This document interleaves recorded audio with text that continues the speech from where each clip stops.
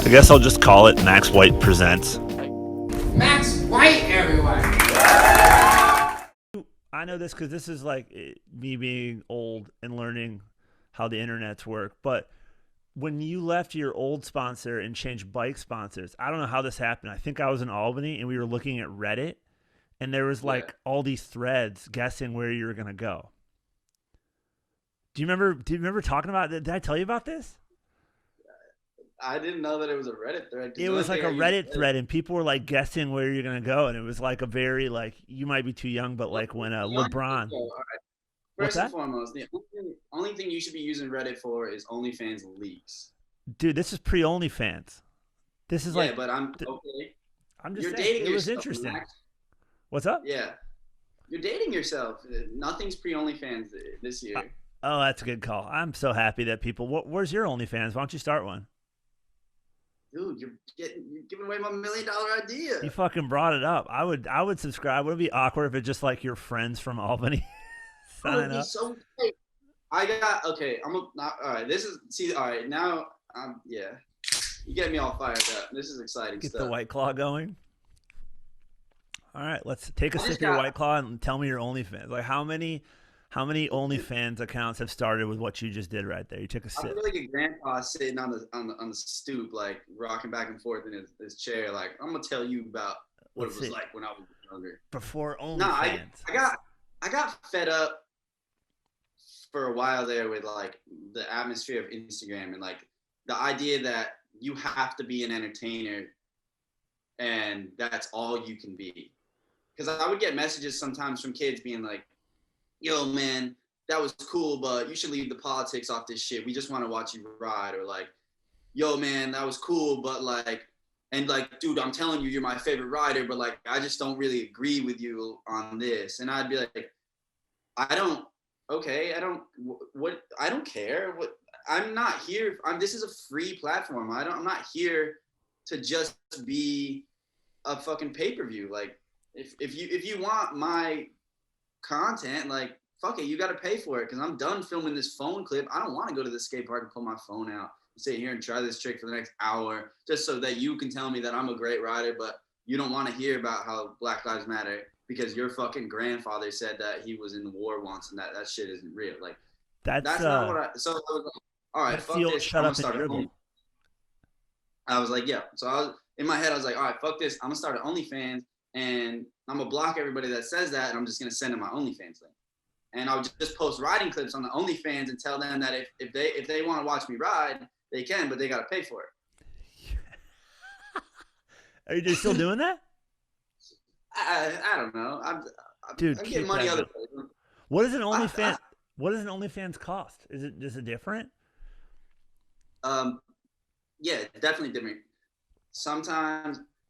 I mean, I don't necessarily want to divulge how much information I know about this, but I did a little research. There's all sorts of OnlyFans scams, and it's really interesting, actually. Okay, break it down. So a girl will have an OnlyFans account, and she'll have it listed as $10 a month. Okay. It's not like it.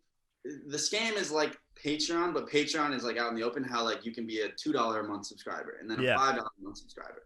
They'll do that, but it'll be like, I'll put my OnlyFans on sale, 70% off. So it's $3 to subscribe for the month.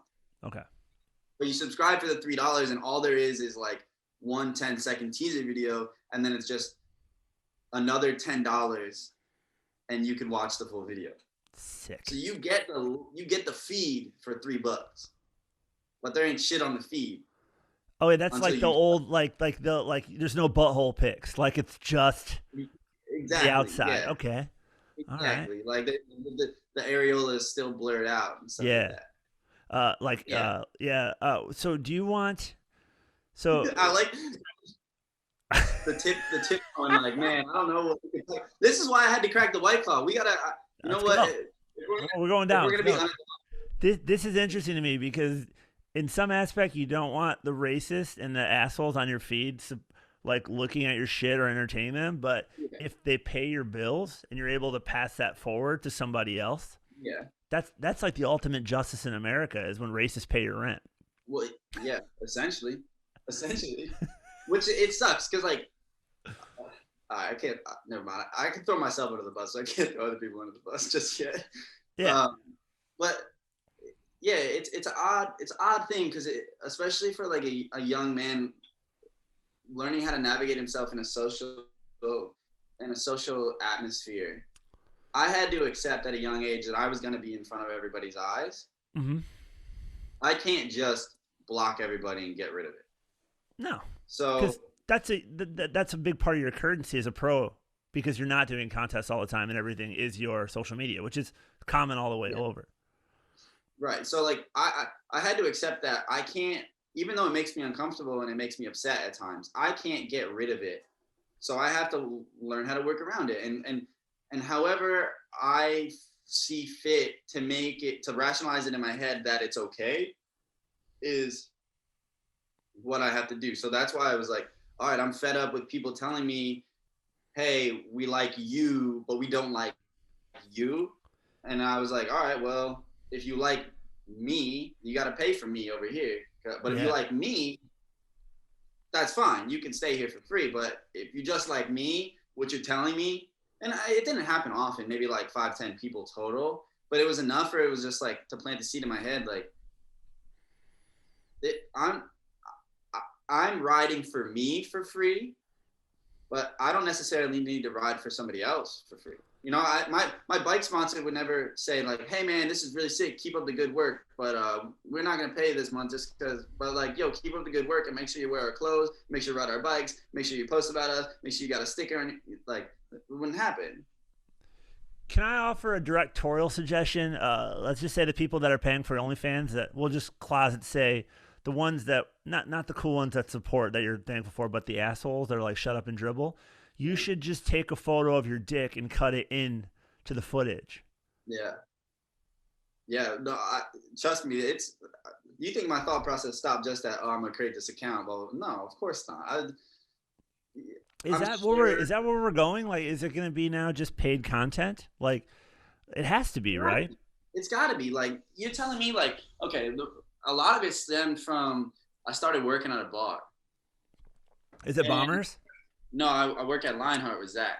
Oh, sick. And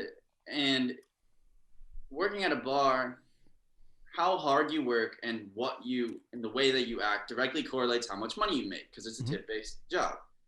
So it started making me think like, okay, if I'm doing this much and I'm making this much money a night, or I'm doing this much and only making this much money a night, well, that's going to drive me to work harder and work longer hours and work for more. And it's weird to take like an actual employed position and take those, because nobody does it. Like nobody takes workplace mentality and reemploys it into their hobby.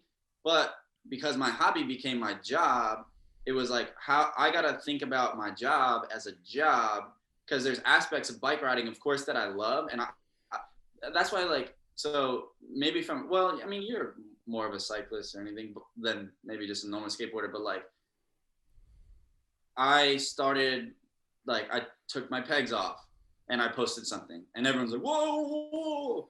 And then I put my pegs back on. Everyone's like, whoa.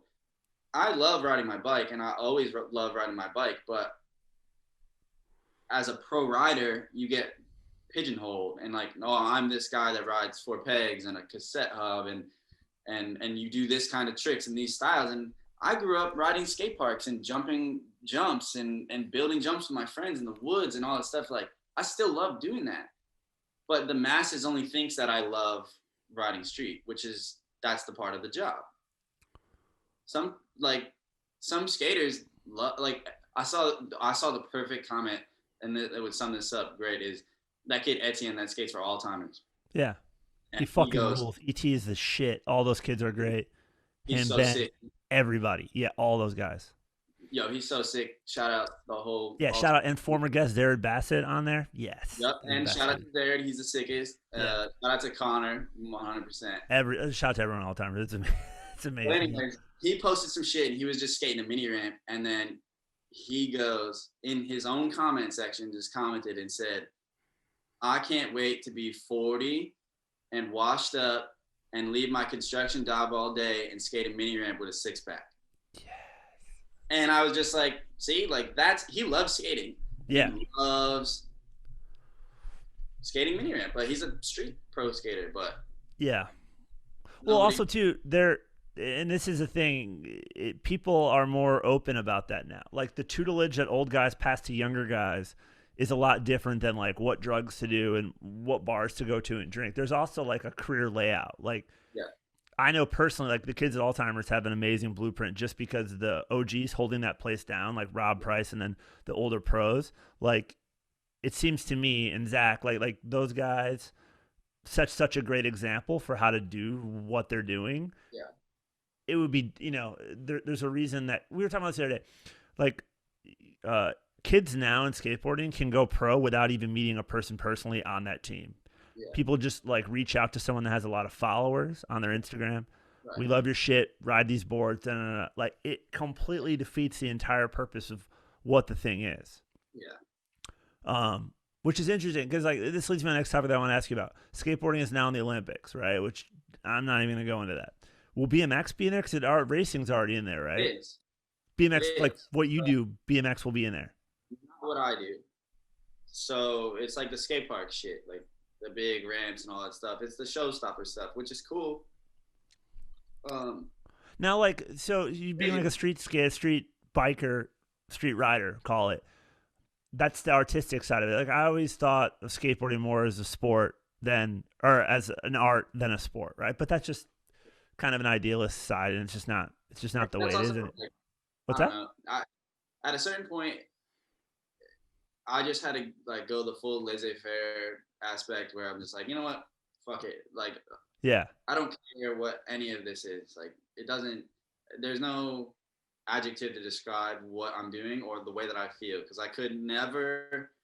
And I guess that's why it's more of an art than anything. But I could never accurately convey how I feel about this and make somebody else feel that exact same way. I guess I'll just call it Max White Presents. Max White, everyone.